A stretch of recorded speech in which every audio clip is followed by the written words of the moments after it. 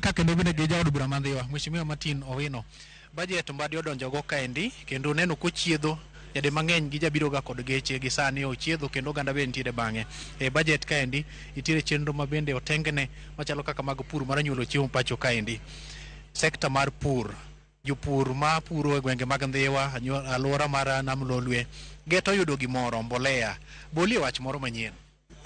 Mokwongo wach ni budget process ma mbadi otimo pok none. Moko itimo ga mani agola to ka giwuok tikogi gi security kaka ineno wuotha nyakwa jabilo. Timo participation kende of the Kibera of the Jivanji of the everything. Pok nwaneno budget motim kamano. Miluongo ni participation. Ne ng'ata mawinjo budget manyoche nyakwa jabilo timo mwadhi somo sani en budget mar wananchi. Miluongo ni people driven. Gik moko adek mane iye kanyo mabeyo kabisa. Mokwongo en health, wach mar ngima. Waketo kanyo 10 billion. Nigi miluongo ni critical care. To gi emergency. Tiene kituo to pesa nicho ingo macha manodonjo. Waketo 13 billion mar primary health care. Madhi chulo ne joma onge go. Level 1, 2, 3 nyaka 4. Koro inyalo donja mithiedhrigo. Ai nitiere mar agriculture chabe. Mabende dhi konyowa kaka jondhiwa nikech 78 billion. Exactly 78 billion wadwaro subsidize fertilizer kothe mondo kony jopiny nikech Ndhiwa ok wadwar ni miwa chiemo. Wan gi chiemo, we just need the input empowerment we develop chiemo. But maduong' ahinya kendo en education. Kaka Ndhiwa wan gi gimoro ni teacher student ratio en 1:80. Tiende ni japuonj achiel puonjo nyithindo 80. To ket kacha chande billion 278 I think. Madhi mit TSC mondo TSC ondik jopuonj manyien. Koro wang'eyo ni wan mano bende dhi konyowa kaka jondhiwa. Gima nyalo wacho ne treasury makoro okewa omako ni. Budget en a road map. Tiende ni ma kaka wadhi. To nitie gimoro kacha ni exchequer release. Tiende ni ma budget ni tami pesa di. Mane mosebedo kahinyowa kabisa nikech absorption rate osebedo ga 50 to 65. To watimo gimiluongo ni program based budget. Tiende ni kok i-release kaka program chalo no.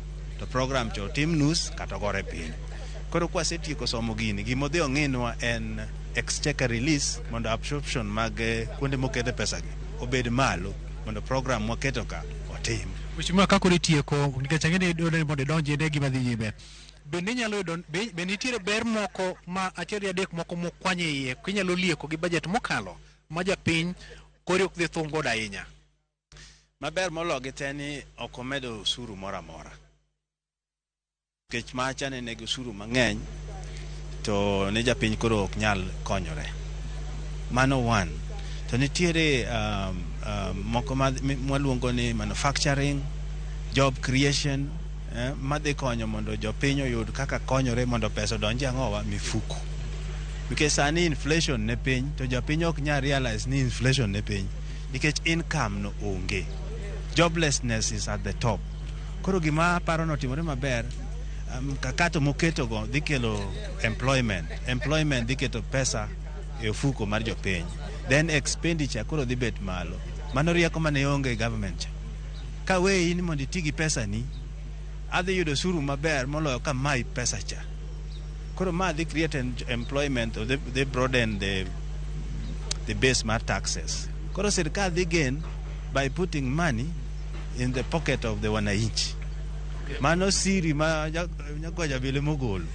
Nika mi pesa to expenditure ni dhi bedo malo, taxes na dhi bedo malo. So and in very many sectors issues madikelo job employment opportunities madikonyowa in inputs mag various activities. Bende nitie okenge moket mar kedo kod mibadhi e lwasi ma koro idwa ni mondo pesa gi ochop ne japiny mondo tich mar japiny rito ochop kare. Bende nitie okenge moketi nikech wachore ni kata mana CDF ma koro idhi tengnu ni ndio omenda moro matin ok dhi makare. Mheshimiwa mibadhi otwote. Yeah, CDF to ne kare, CDF to onge mibadhi.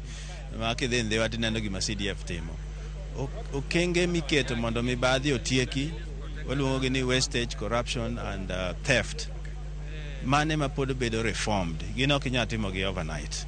ma bende wajiwe ni kama mibadhi obede ogoye tach kabisa en procurement or reform procurement. It is ongoing. Iwinjo gimoro ni procurement teno bedo at a time. Mano is being reformed. Koro reforms go to nitie mang'eny. My hope no biro tieko gi kapok wa release pesa mondo dhi kuonde ma pesa nengo bedego, because otherwise en a holy thing ma wan wakalo tikede kujo joka chame to onge gima wana inchi neno. So that is coming.